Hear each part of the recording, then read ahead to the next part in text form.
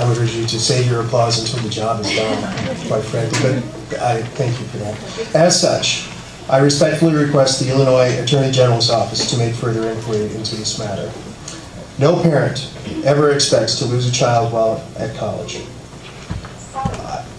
I can only imagine what this family is going through. If we elected officials can help shed light on this tragedy, we must do so, and to bring justice for Pravin and his family. With highest regards, State Senator Michael Miller. Now, so it was true that earlier this week, Gladson informed me that though all things are possible with God, as the junior choir informed us, my absence from this event was not one of them. So I was thinking, and I do an awful lot of walking these days outside as I'm aspiring to represent you in a greater capacity. And as many of you know, the last few days have been very cold and very dry. And I stopped to think about Pravin. I thought about what I wanted to say here this evening. And I was reminded of a poem, and I was thinking that I would take that poem and it would be the basis of the words that I wanted to share with you here today.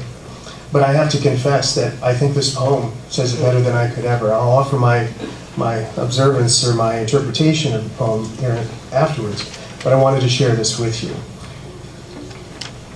This is a poem by Janice Ian. It's entitled, Days Like These. On days like these, when the rain won't fall, and the sky is so dry that even birds can't call, I can feel your tears disappearing in the air, carried on the breeze, on days like these. It's years like these that make a young man old, with his back against the promises that life should hold. They can make him wise, they can drive him to his knees, but nothing comes for free on days like these. But you can't reap what you do not sow, and you can't plant on hollow ground. So let us fill this empty earth with hope until the rains come down. In lives like these, where every moment counts, I add up all the things that I can live without. When the only one thing left is the blessing of my dreams, I can make my peace. Yes, I can make my peace. I can make my peace with days like these. So I stopped to think about that, and I stopped to think about the scholarship that you're creating here this evening. And I have to tell you that, in a sense, I think you're really planting a garden. What you're doing, you're taking the emptiness that has existed since Pravin's death. You're now filling that emptiness with hope, and you're planting seeds for the future. Your attendance, and I would say everyone's attendance here this evening, is that rain that comes down, creating new life through his memory and through the lives of those students who will benefit from this scholarship. There can be no greater tribute to this young man and the promises that his life still holds. I wish you peace.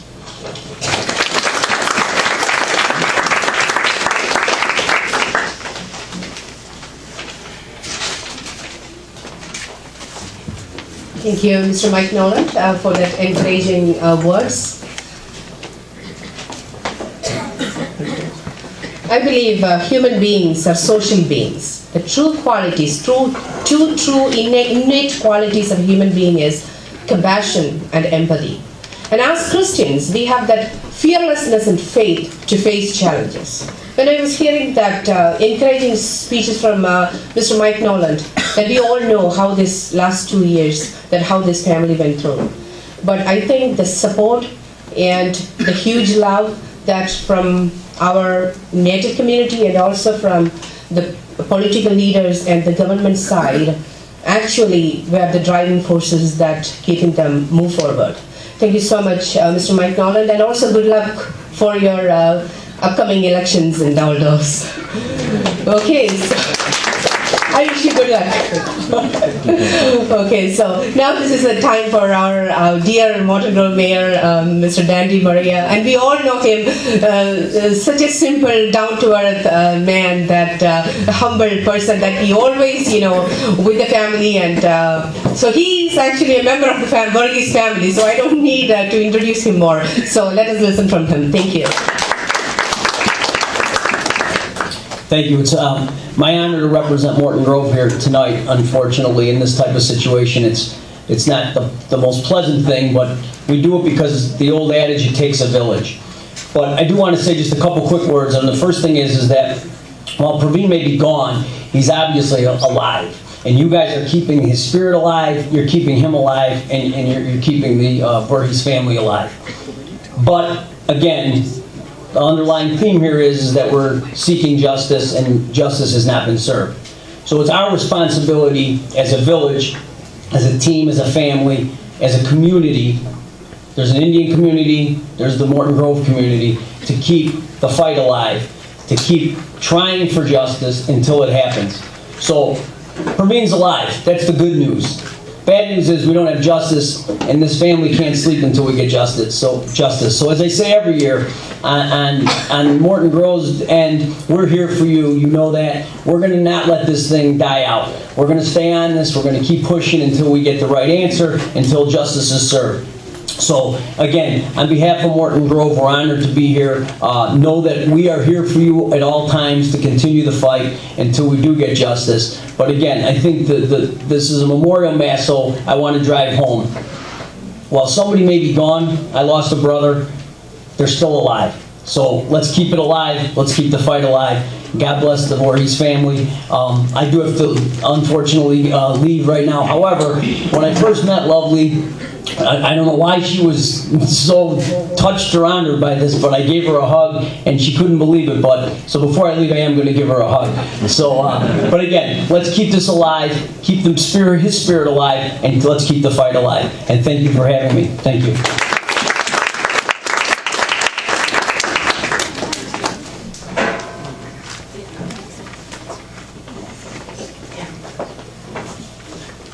Thank you, Morton Grove Mayor, Mr. Dandy Maria. Have a great evening for you.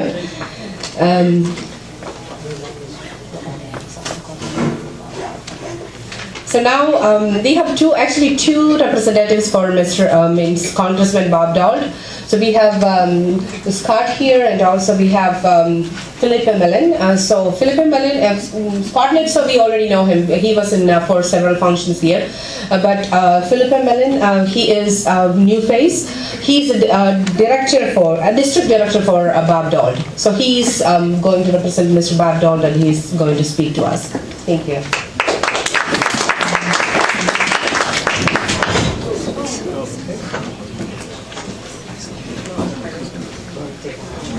Good evening, everybody. Thank you for giving us an opportunity to share in celebrating Pravin's life with all of you.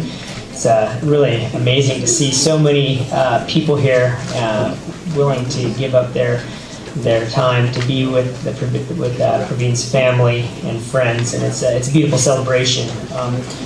I was with my son this afternoon. I gave him a hug before I came here. It was, I was thinking about it. It's just, I just can't even imagine what it would be like to lose a son. And you run the whole gamut of emotions. And I having had spoken with Pravin's parents, that the emotions, there's all sorts of emotions that come and hit you. And in any event, it's an honor to be here, and I want to, on behalf of Congressman Dole, thank all of you for being so strong as a community. After we met, we heard about from Alderman James Brookman of Des Plaines about this situation. We sat down with Lovely and Matthew. Congressman Dole said, "Hey, listen, we're going to have to do something. It really seems like some outside eyes need to take a look at this case." It's a very kind of small, tight-knit community in Carbondale, and it just seemed like to us that there needed to be an extra set of eyes, somebody who aren't involved in the community, to take a look and see, just look at the facts, because there's some troubling inconsistencies. And Congressman Dole reached out to his colleague Danny Davis, who's a Chicago congressman, and together they wrote a letter to the U.S. Department of Justice to kind of think about whether or not there's some civil rights violations going on and see if we can get some federal eyes looking on this. So that's sort of an ongoing discussion. It's a little complicated as to the timing of the local case and stuff, but Congressman Dole wanted me to come today and to tell all of you that we're going to continue working with the family, continue to work to try to get outside eyes, and it was great to hear the letter from Representative Nolan. We just think that there needs to continue to be the pressure in order to make sure that we're getting the justice that Pravin and his family deserve. So really excited to see the scholarship. I think that's a fantastic idea, and I think that we should all think about how we can take this horrible tragedy and to try to turn it into good and positive as we continue to find justice for Pravin. So thank you so much, and have a wonderful evening.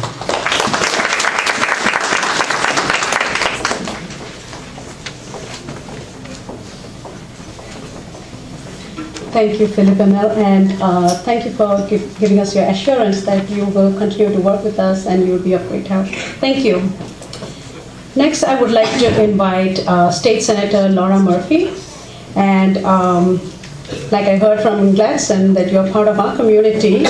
And what kind of brought to my attention more was when I read more about you was you served 2 decades like in the healthcare and social services, and being part of healthcare myself, that kind of was very motivating to hear. And as a member of the Illinois Liquor Control Commission, you worked with them too, and you helped to educate the youth, and it was about alcohol and tobacco prevention.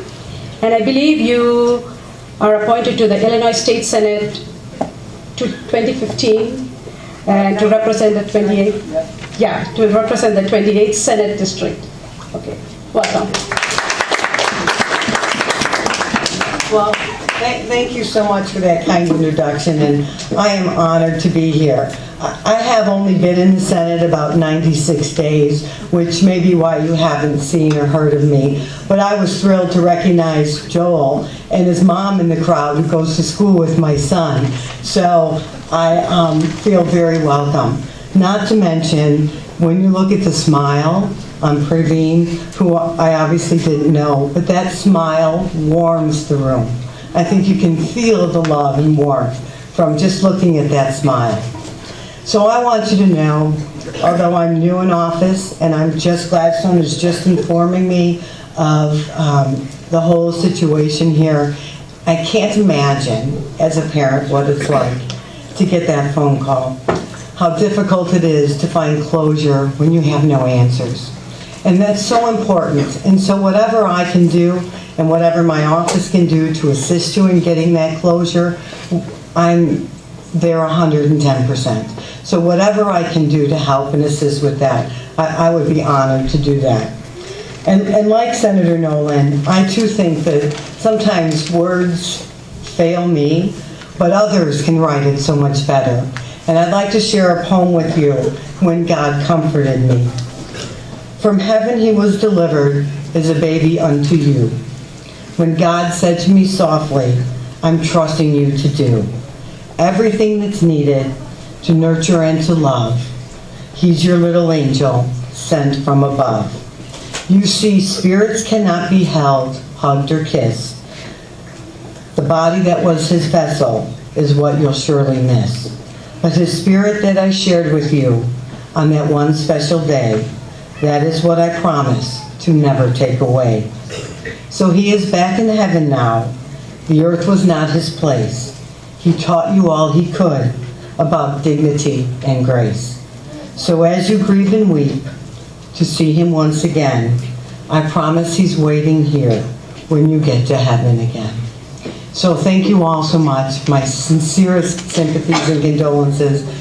And know that whatever can be done, I will help you. Thank you.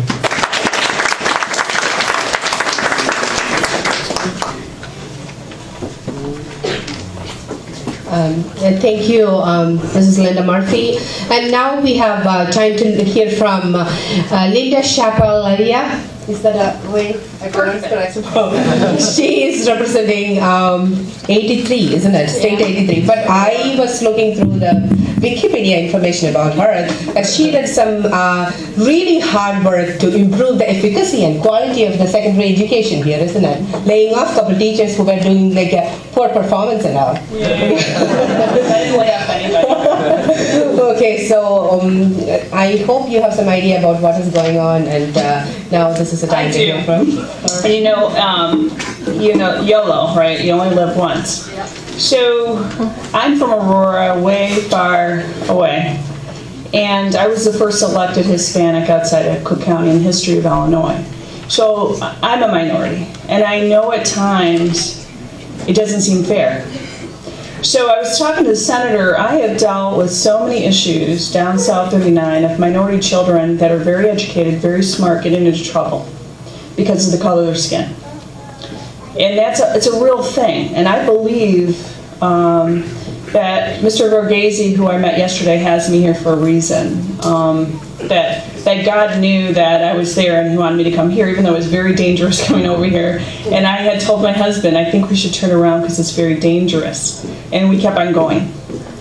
I made a commitment that I would be here. And I told Senator Nolan that whatever letter he has, I will carry it on my side. I've been in the General Assembly for 14 years. And you kind of get tired of saying, being in a room and you're the only minority at certain times. But God has those things to make us stronger, not weaker. He has us there so we can break down conceived notions of who we are, because we're just human beings. And we have the same needs and wants as everybody else in our community. I love you, period. And I love your husband. I love this community. I work very hard for the kids in the state of Illinois. I used to be head of education for the whole entire state, the $9.3 billion, the policy. Now I'm over in energy because I needed to learn something different and to let other colleagues learn education, because I'm not going to be there forever. But I do know this: injustice and intolerance is injustice and intolerance, and it is not accepted. And we need to stand up and voice our opinions. So that's why I love you as a mother and a father, because you're doing just that. You didn't close shop and go back home and go be an introvert. You decided to stand up for every child in this state, because it is happening. It is happening in our towns. It's happening on the streets, wherever we're at. Because we look a certain way, the doors lock. And I can tell you a lot of stories I'm sure some of you have gone through, but it's not acceptable. And then not until we do what we do will we start allowing people to learn about who we are in our hearts. And thank God that God has given me the ability to be here tonight, because what I've discussed too is I'm going to take his letter and see if we can't run it through the House, but also, if you could please get us a letter from the two of you, I will hand it to the governor this week in Springfield. He has a budget address. I have no problem. And this guy has to drive all the way to Aurora to give it to me now, because he's the one that said, you got to come tonight. Even if it's for, he told me I would only be here 20 minutes. That's minority time, you know that. It happens everywhere. But I want you to know, you make a difference in my life, and I'm going to try to make a difference in yours. So if I could get a personal letter from the two of you, I will hand it personally to the governor, who always calls me, hey buddy, for some strangers. He calls me buddy. But God has me here for a reason, and I'm blessed to serve every day. Thank you for allowing me to come here, because it was because of you that he said, hey, Representative, come. But I'm so glad he did. I would hate to miss out on this. Your son was an amazing man, and he is. He will continue to be. And the great thing about the Lord and Jesus Christ saving us is that we're going to see him again. And that's pretty cool. He's just on a vacation. You'll see him again. That's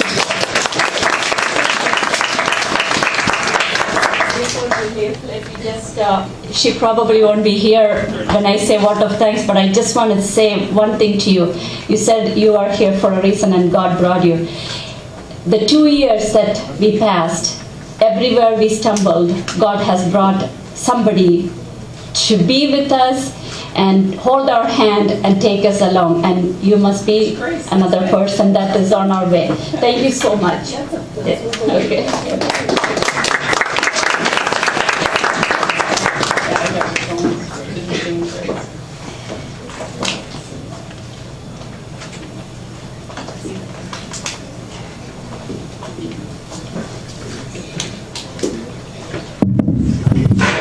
Thank you, Ms. Linda Shepard. That was really encouraging and powerful words that we could hear this evening. So now I have to introduce, I think we all need no introduction about that person. And that person also was sent by God. Actually, the two people sitting that place, it's Mark and Dr. Margolis.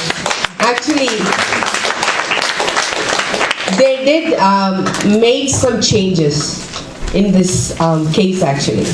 Because Dr. Margolis was, I cannot forget that press conference that we did in Morton Grove Village Hall, that he actually spoke, such a soft-spoken person was really speaking the truths aloud there about the varying stages of the healing wounds and the cause of death and everything about his autopsy. He's a director for Chicago Autopsy Center. He did the second autopsy of Pravin.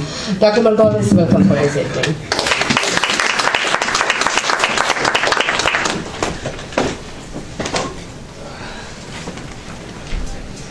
Thank you so much. It's a memorial service, so I'll keep that tone. I'm Ben Margolis. I'm not Pravin's childhood friend, and I'm not his high school coach. I'm not his college buddy, and I'm not his family. I'm the man who performed his autopsy, and that means that I know this family from the time after Pravin died. That means that this new world that this family is struggling to adapt to and shape, that's all I know. And I remember an early meeting with them, one of my earliest memories, where they made it clear to me, I think Lovely gave voice to this, how important it was to them. That this death not be in vain, that they could touch somebody's life, make a difference somewhere, and have an impact somehow. And I immediately said, they had made an impact on me. It wasn't enough. If you think it doesn't take courage to sit in a room and talk to someone like me about your teenage son, you are mistaken. In addition, what I responded to was the love, the commitment, and the integrity of this family in front of me. And so I responded based on how I felt, but it seemed like it had to be some other mother whose grief was lessened, some other child whose life could be saved, and some other town where this kind of tragedy could not happen, or was less likely to happen. Since then, from the early days of the circus of press bouncing off the walls of rumor, to tense times waiting for drops of information that never seemed to shed enough light on anything, my experiences with the family have ranged from intimate and profound to at times complex and hard to work through. But that's as it should, because what's happened is a relationship.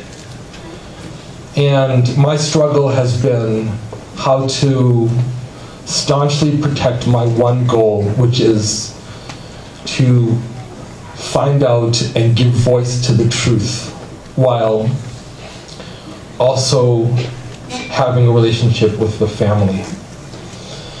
And I've had to make choices. So for example, while I worked on the report for those 3 months, I wouldn't talk to the family about the results. And I don't with any family. And I wouldn't talk to their legal counsel. And I've never spoken to their legal counsel about the case. And I've done this for a variety of reasons. And the main ones are to ensure and assert my integrity, independence, and neutrality. It's not a joint project. But I've done it for some other reasons, also because I'm aware of the complexity and realities of the legal system in this country. I've wanted to ensure that my choices, even apart from generating a legal document of the report, that my choices with the family could not be twisted, could not be misconstrued or misused in any way to prevent me from giving the strongest voice in this when it comes to legal, speaking legally. In that regard, many times I put the family aside and created some distance to make sure that the perception of what I do matches the reality, which is I'm there just for the truth. But what I've learned is it really doesn't work that way. There's nothing I can do. People will think what they think. They will imagine what they imagine. They will believe what they believe, and I'm not in control of that. And what a shame, and the reason I'm here today, what a shame not to continue to participate with this family that I dare say is worth it.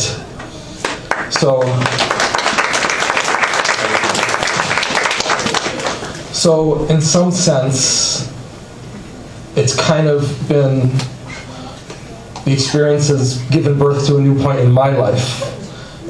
It's had an impact on me. It's made a difference to me. It's touched my life. I don't know if it's still not enough for you, but it's certainly enough for me. And for that, I say thank you. I wish you many happy years, and may God rest Pravin's soul.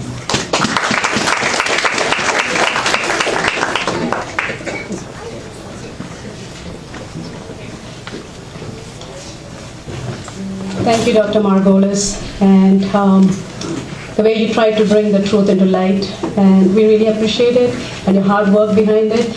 I still remember being with Ponu, Lovely, Shaichan, when we went to see Mark the day after you came from Carbondale. We went there, and Mark told us after you saw Pravin's body that we need to go with a second autopsy.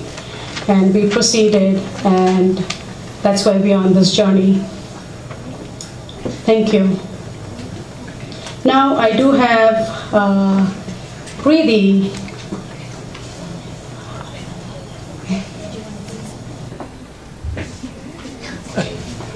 You sure, Mark? I'll give it 30 Maybe a few words?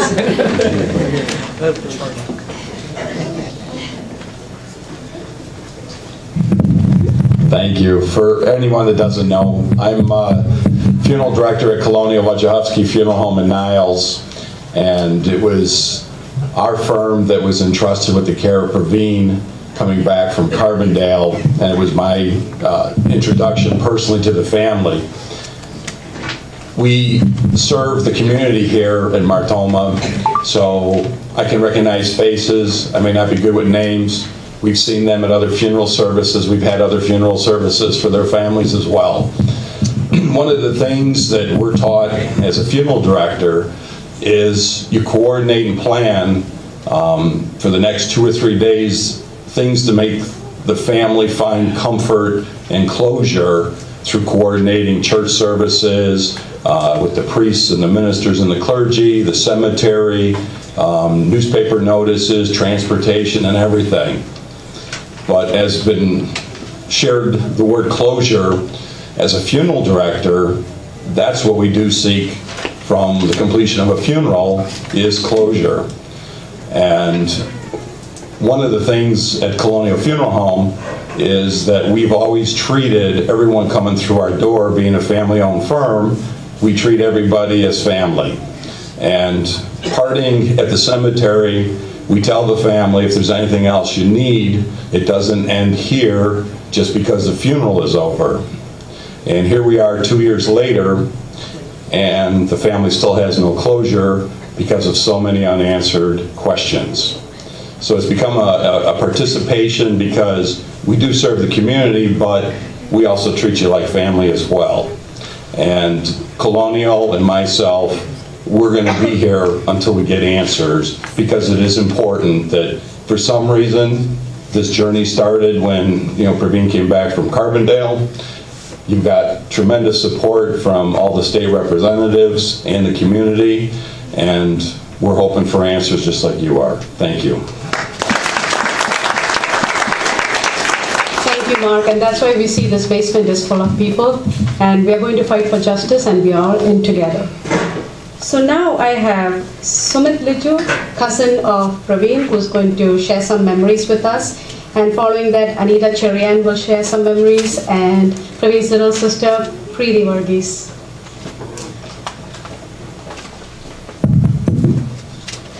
I can't believe it's been 2 years since Chata departed from this world. The last time I saw him alive was literally a week before everything happened. We talked about so many things that day, and of course Chata made a couple jokes. This moment felt like yesterday. My mind can't wrap around the fact that something like this would ever happen to him. I miss hearing those nicknames that he gave me, such as Nerdy. There was never a dull moment with Chata. Each moment was a thrilling adventure.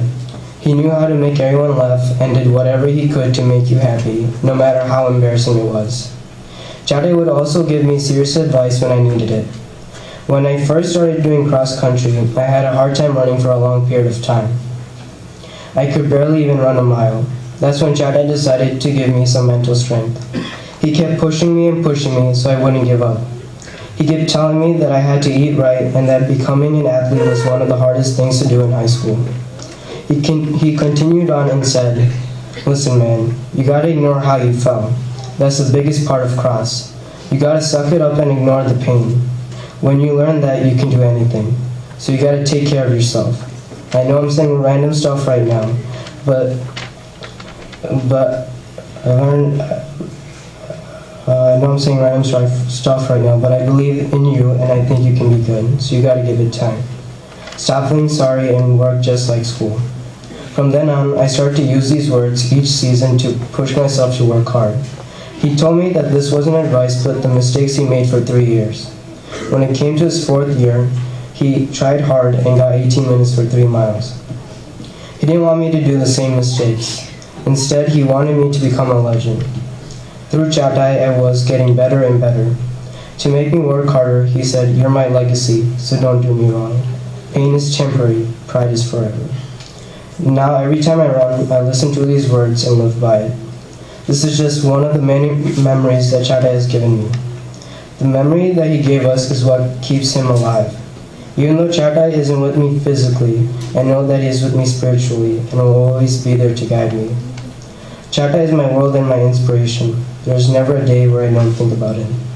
It's been 2 years and still no answers. God is on our side and we are one step closer to justice. We miss you, Chatai, and we will fight for you until the day we die. I hope to see you soon in the kingdom of heaven.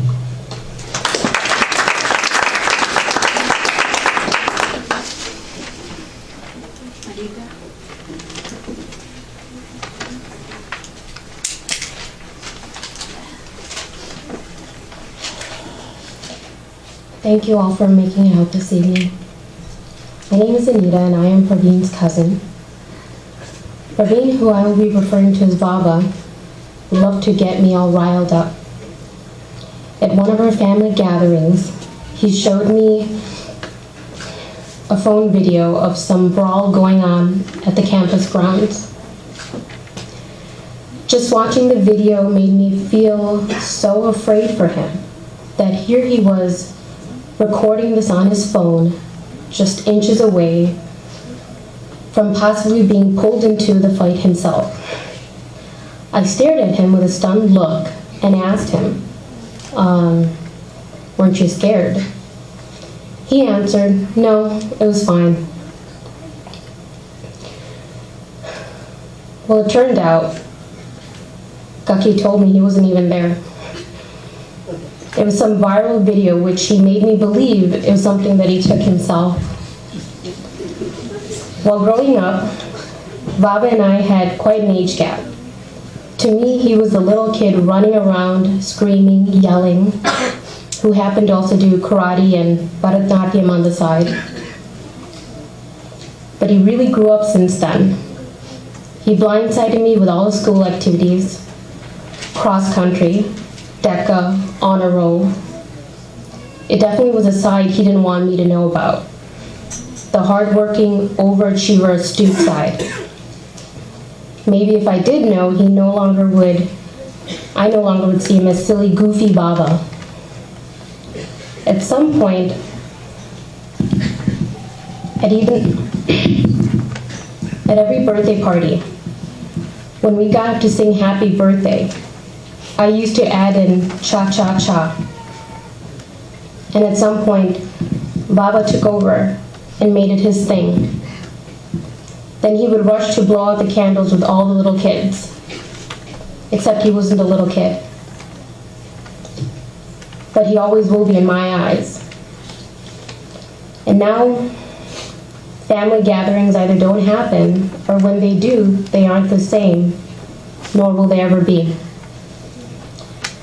Now that we have an idea of what Baba's last day was like, the timing of his activities, when February 12th rolls around, I began thinking to myself, where was I and what was I doing at 7:38 p.m., at 9:05 p.m., at 11:29 p.m.? It sounds neurotic, but that's just my reality.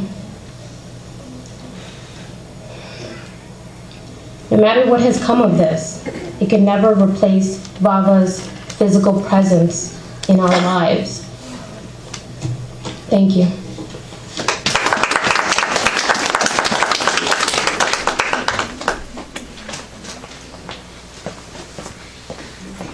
Years ago, my family's life was changed forever.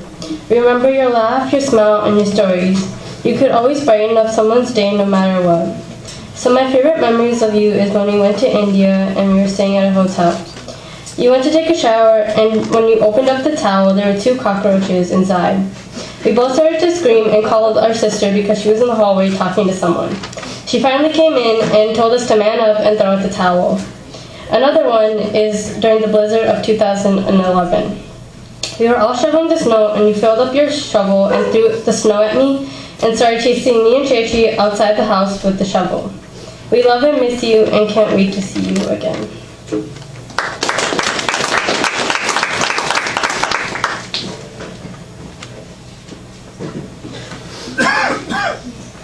I think we're coming to a close now, and I would like to invite lovely Varghese, Pravin's mom, to come and give us some updates on the case and to give the vote of thanks.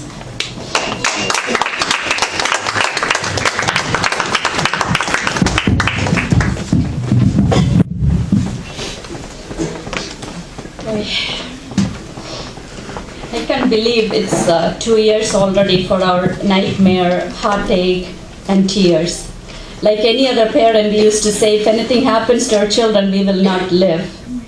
But when life took us on this path, we have no other choice than to live with that constant pain and broken heart.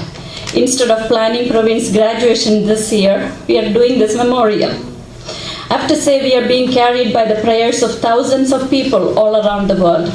I still get at least one message every day from a stranger who heard about Pravin offering their prayers and encourages us to keep up the fight.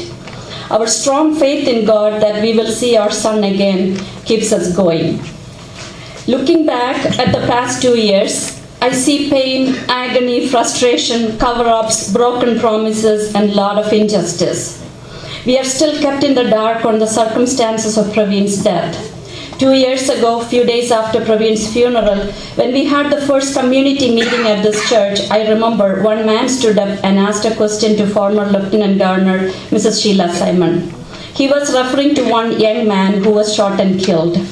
Everyone knew who did it, but that person was not charged. He was questioning why there was no arrest made after so many years. I sat there and thought to myself at that time, oh no, our situation is different. We have so many evidence and a charge can be easily made. But guess what?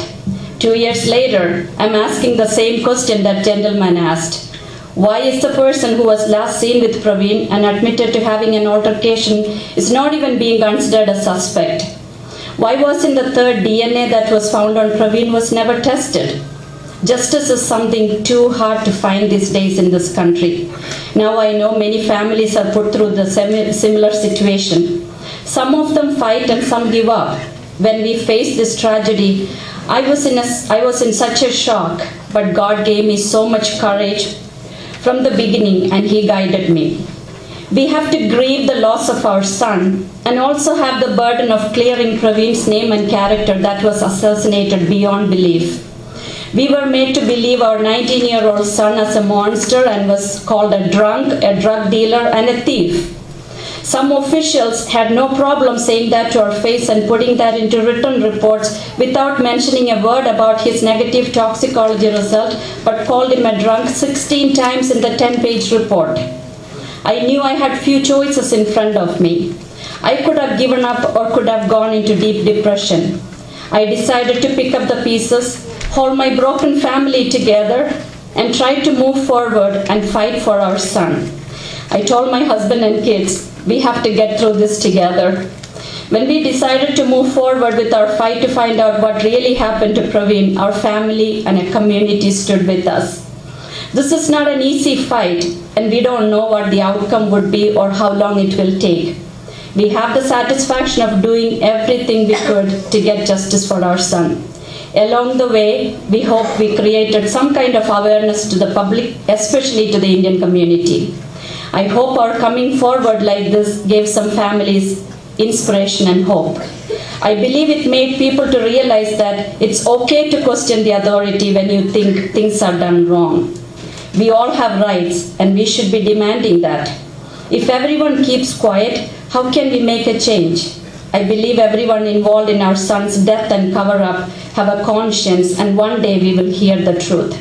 Until then, we pray for all those people.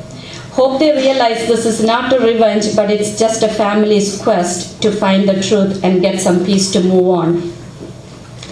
To update on the case, the civil suit against the driver is still standing and we have a scheduled hearing in February.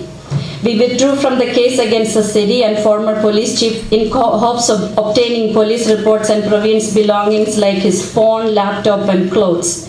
But when we requested for records, we received 500 pages of newspaper articles since the day Pravin went missing.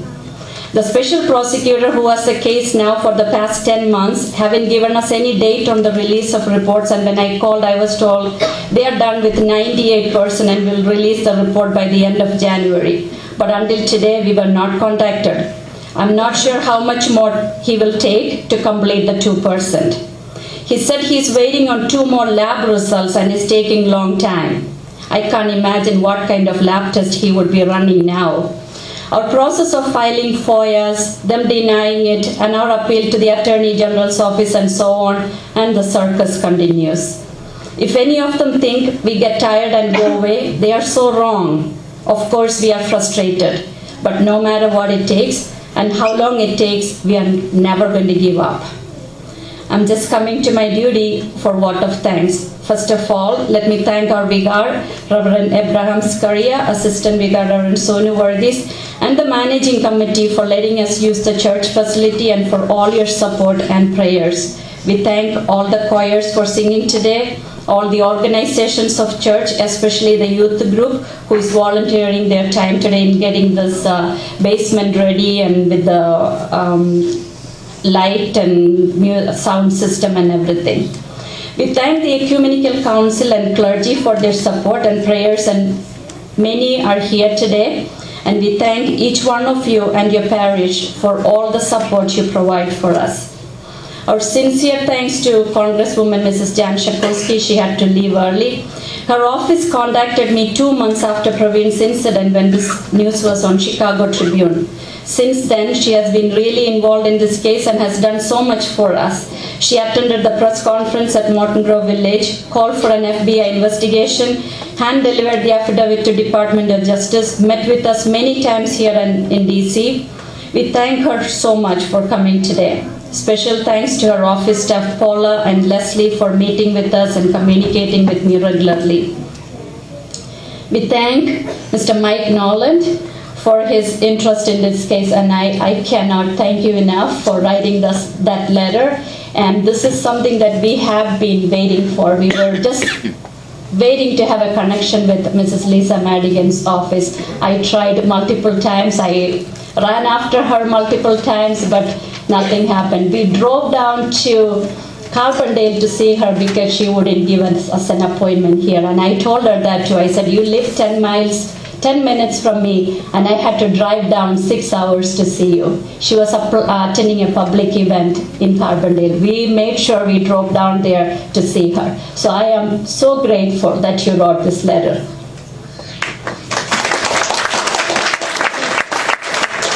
He attended the October event, and when Gladson invited him for today, he gladly accepted. I'm sorry you are spending your Valentine's time here.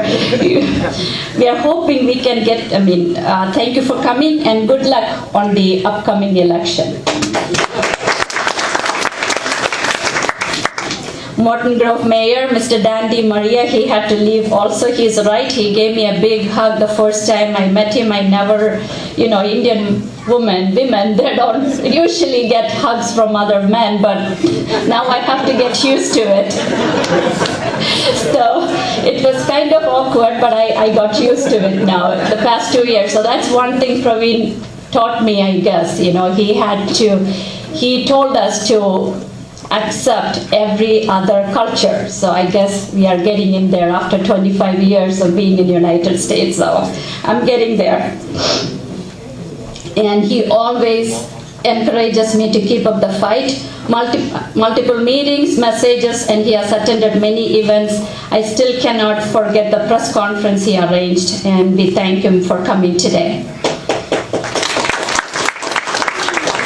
And Mr. Lou Lang, we expected him, but he couldn't make it today. He has tried to contact the AG office, and he also contacted the Carbondale officials and all. And we just want to thank him for all his efforts. And our thanks to State Rep Laura Murphy. This is the first time we meet. Hope to see you again. And thanks to Sri Guruswamy for getting in touch with her and inviting you for this event. And I really want to thank you for staying. It's bad weather out there. And of course, State Representative Linda Chapa Lavia, she had to leave early, but I really believe she's here for a reason. Many, many people, I can count and say how many people God has brought into our lives, and I believe she's one of them. So hope to hear from her again. And Mr. Scott Leash and Philip, I remember meeting you when we came down. So last year, Mr. Scott Leach was here, and he promised, I will meet you in a couple of days, and you weren't kidding. You called me the next day. So we met with you both and Congressman Bob Dole, and you had invited a representative from the governor's office, Ashley. And she messaged me the other day. She wanted to be here, but she has 3 little kids and she couldn't be here. So thank you so much for hooking me up with her. We have been in regular contacts with her. And I know you have returned to Department of Justice. You worked with Mr. Danny Davis. And Scott attended Holding Hands, Justice for All, when we did the event at downtown. He attended, and thank you both for coming today. Thank you.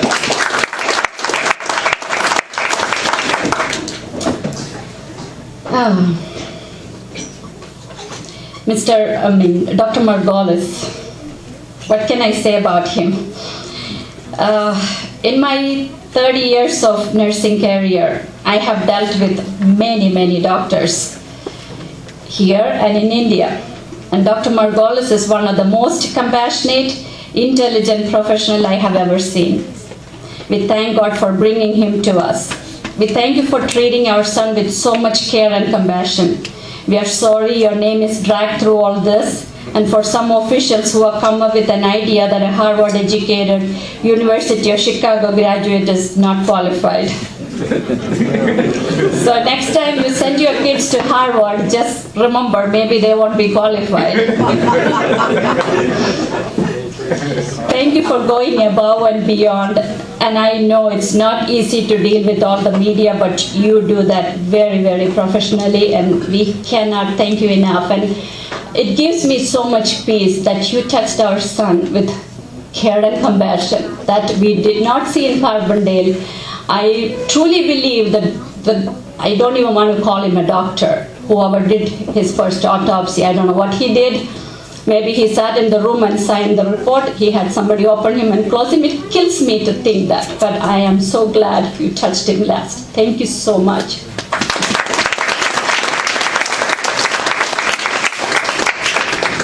We thank our angel, I like to call him Angel, Mr. Mark Rizzo, who is the only reason we are here still talking about this case. It was his eyes that saw Pravin's injury and prompted us for a second autopsy. If we didn't have that, we wouldn't even be talking today. Thank you for attending all the events and for your support. And I have to tell one more thing, how God has worked us through all this.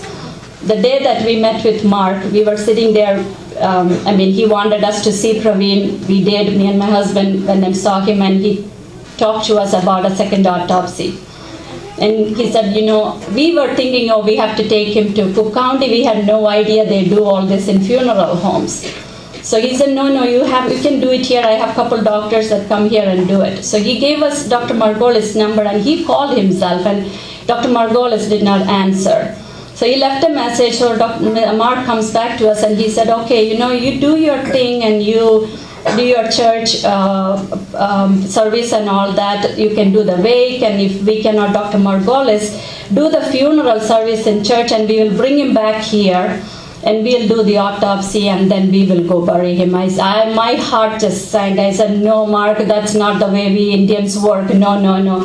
We have so many things that we have to do. I have to send him peacefully, we have to be there. I said, if this is something, if you cannot get that doctor, forget it. If there's no, then God is telling us don't do the second autopsy. That's exactly what I said. Don't do the second autopsy then. So we went home, and I completely forgot about this whole thing about the autopsy and Dr. Margolis and all. So we were so busy. At 9 o'clock, Dr. Margolis calls at night. He had another autopsy scheduled next day somewhere that got cancelled, and he said, I could do your son. You just tell me whether this was planned by God or not. So since then, I feel God's presence through this. So that's why I just wanted to bring that up, We want to thank few who are not here today. Former Lieutenant Governor, Mrs. Sheila Simon, who has attended many events and supports us. 2 days ago, when we went to Carbondale for Pravin's memorial, she made us cancel our hotel reservation and provided accommodation for our family at her parents' house. That's Senator Paul Simon's house. We stayed there.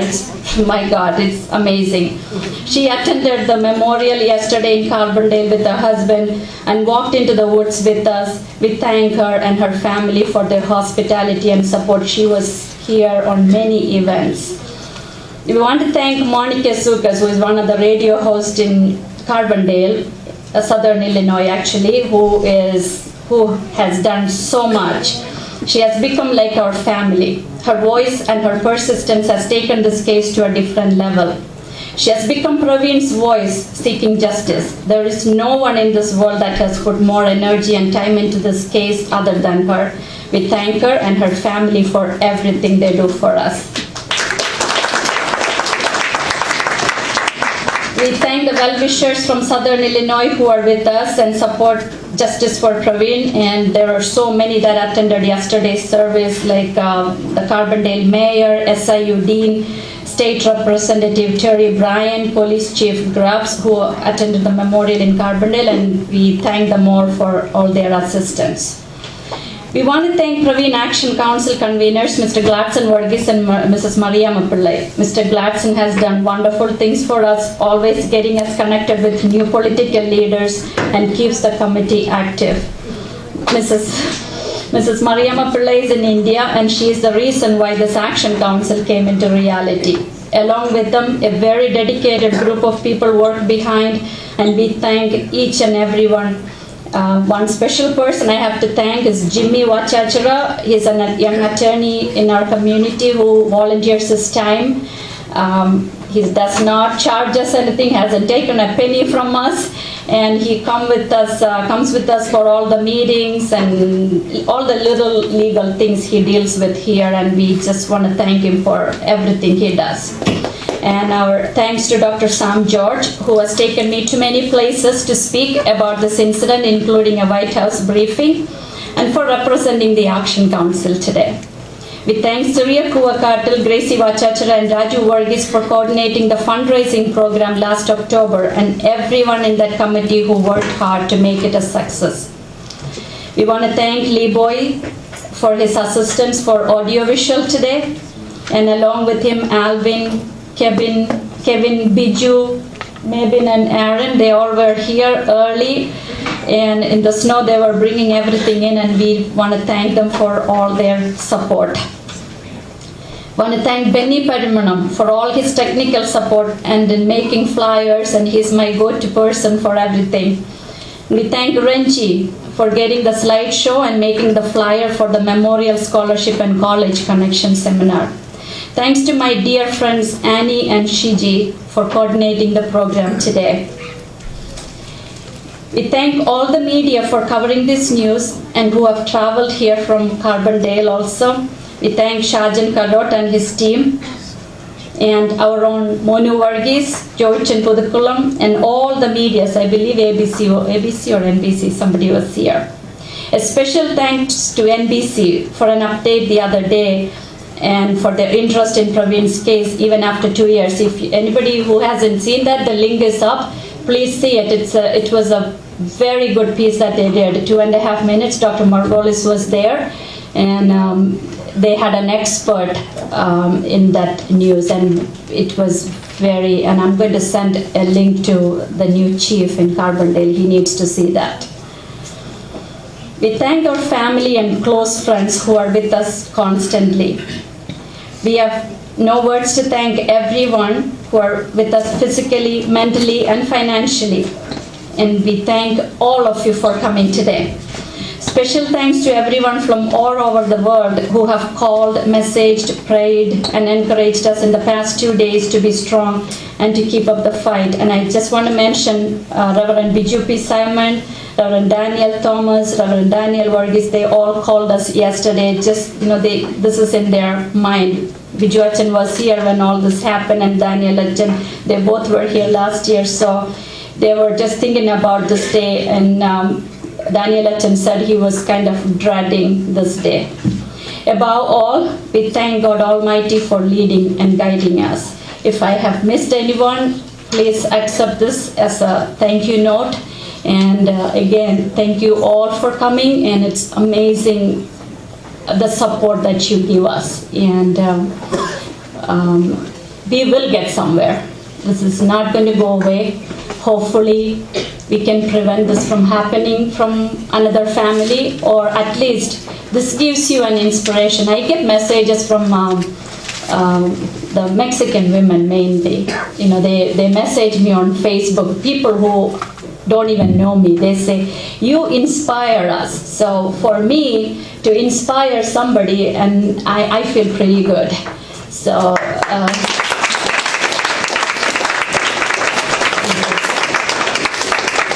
thank you.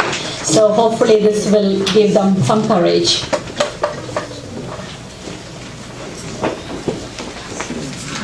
Thank you, Lovely Mama. I thank Lord Almighty for strengthening her during all this time. And we truly believe in Jesus Christ, who can move things. Yes. He will move things from a state of sin to a state of grace. He can move things from a state of depression to hope. He can move you from emptiness to fullness. He can change the tears to eternal joy. That's our courage and faith. And thank you, everyone.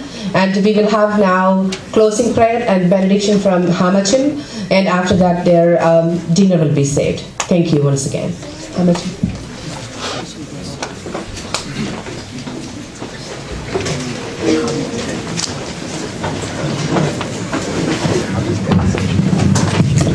Let us pray.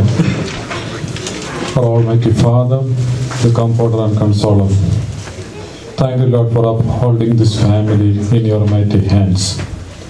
We thank you for whatever blessings we enjoy in our life. Thank you, Lord, for all the support this family is getting in finding justice for our beloved child, who is a departed soul now. We pray for this family, and we pray for all the dear and near ones for supporting this family. Bless us lead us and guide us. Lord, open your eyes and your heart and give us peace and love in our life. We pray to Thee for all the courage we need in our life to face all these struggles and all such situations. We thank you, Lord, for everything. The love of God the Father and the grace of the only begotten Son and the fellowship and the indwelling of the Holy Spirit be with us, be with His family, all the supporters, with our beloved child who is a departed soul, forever and ever. Amen.